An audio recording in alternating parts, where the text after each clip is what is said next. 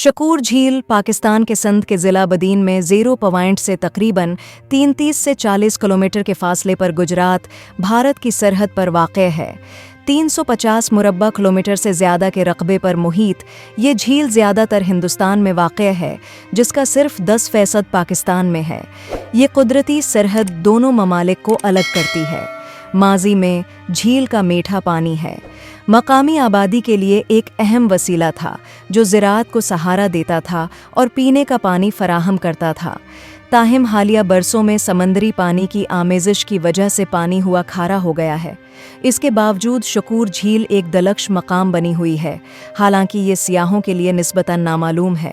सर्दियों के महीनों में रूस से हिजरत करने वाले परंदे झील का रख करते हैं।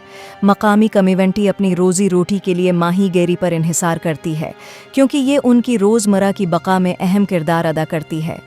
इलाके के